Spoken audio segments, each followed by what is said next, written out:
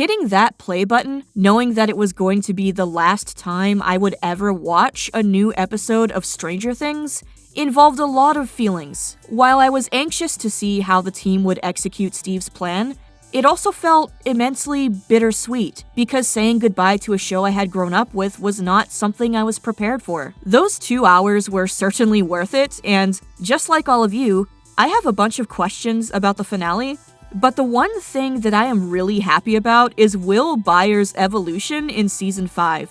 It felt like a full circle moment to see him come to terms with his truth, and in the process, save not just Hawkins and the world, but also himself. He underwent a complete transformation, and not just in terms of his looks. Oh, well, thank you, Duffer Brothers, for getting rid of that horrible bowl cut. So, if you are also going through the post-finale blues, stay with me as I explore Will awakening his inner baddie.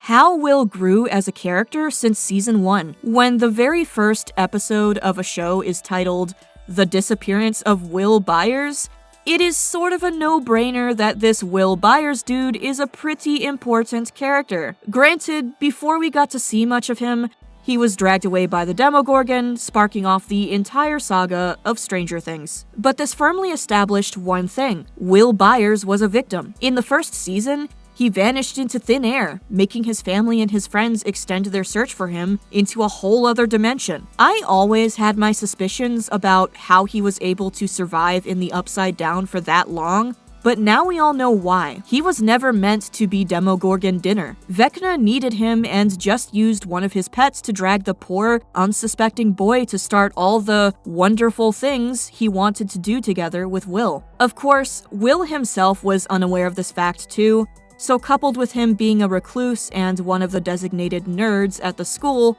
I think that he developed some kind of victim complex after being rescued from the Upside Down. He struggled with it, definitely, and had a hard time readjusting to society. The zombie boy taunts did not help, and the one thing Will felt that he could always count on, his friend group, even that felt distant. Mike was preoccupied with the then missing Elle.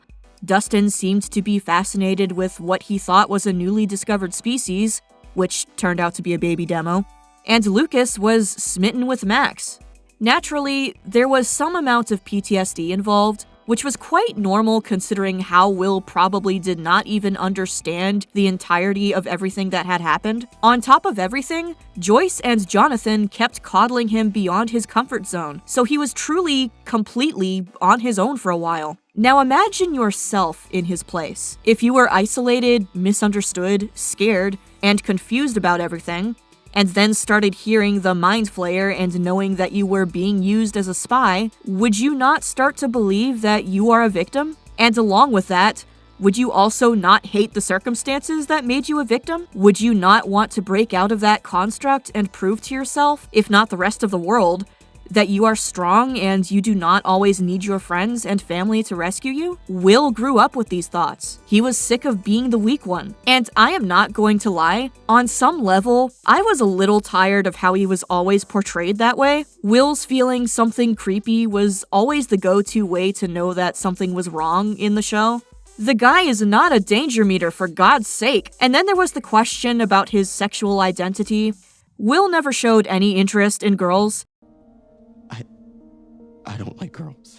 We even see Mike saying this, because as his best friend, Mike was able to pick up on certain things that maybe Will himself wanted to hide, especially from the Wheeler boy. I can imagine how confusing it must feel for any kid going through puberty, or otherwise, to realize that he is different and not have anyone around him to talk to about it. Will already felt like too much of a freak, so being vocal about his orientation, even to his mother or brother, was out of the question. He knew he was ostracized enough, and simply did not want another label on himself. I genuinely felt bad for him throughout the show, because he simply had too much to deal with at all times. He blamed himself for worrying his family, for being the weak link, and for being attracted to his best friend. When he came to terms with the fact that Mike was never going to return his feelings, and wept silently staring out of the window, I know that scene broke a little something in all of us. See, Will had every reason to be hostile towards Elle,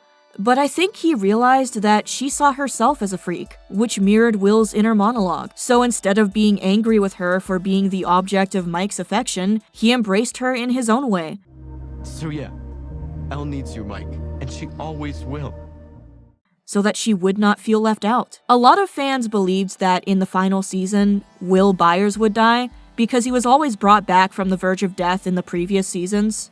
It would have been in tune with his character, too, but I had felt that it would be a waste. If that had happened, then Will would be the only person who never went through any character development. So I cannot tell you just how glad I was the moment I saw him control those demos in episode 4 of season 5. I found myself screeching in excitement because how could that be Will Byers? The pale little guy who always got into trouble and always needed help? How did he turn out to be the one to save his friends from certain death? And looking absolutely stunning while doing so, might I add. Joyce Byers' genes finally got cracking, don't you think? Embracing himself as Will the Wise. Will's attraction towards Mike was something we all realized pretty early on, and on some level, Will anchored himself to that feeling to feel sane. Even if he knew Mike was unlikely ever to see him as more than a friend, the one thing that tethered him to reality was his unspoken affection for Mike Wheeler. It did start out as a harmless crush, but after a point, it seems like everything about Will somehow had something to do with Mike. It started feeling forced, and maybe Will was not ready to accept it and let go of Mike in that way. Because then, what would he end up with? And this is where Robin's little TED Talk helped Will see the light. Everyone say, "Thank you, Rockin' Robin." Robin was terrified after she realized that Will knew about her having a girlfriend. Who's that? Shit. But she was also pretty quick to catch on to the fact that Will was like her. Her story about her crush on Tammy Thompson was something we had already heard in season 3. But it had a whole other context in season 5. She made Will see that his biggest enemy was his own lack of self-acceptance. Even with all the baggage that Will was carrying around, the one thing truly in his power was being kind to himself. He had no power to do anything about his kidnapping, or being connected to the hive mind, or even feeling attracted to boys. The only thing he could do was accept himself and trust that his loved ones would still love him for who he was. That was truly Will's eureka moment. Just having someone tell him that he was normal, that it was okay to feel how he felt, was enough to bring out the version of Will Byers that made us all wonder just how hard puberty had hit him. That timid, helpless boy was gone, and what emerged was probably one of the biggest glow-ups in recent television history. Will Byers took charge of his story, served face, and with that, he stopped being the perpetual victim. I wanted to be like everyone else. I wanted to be like my friends. How his coming out scene cemented his presence. When Will decided to come out to everyone at the WSQK station before their final adventure, I found myself saying, "Attaboy." He knew that the chances of everyone surviving were low, so he wanted them to all know his truth. He was no longer going to hide himself or feel scared. And he realized that he truly had no reason for having been so afraid, because everyone who mattered to him accepted his truth. Something that I always appreciated, other than his coming out, was the way in which he gently drew boundaries with his mother and asked her to give him space. You don't need to be a parent to understand just why Joyce always coddled him so much.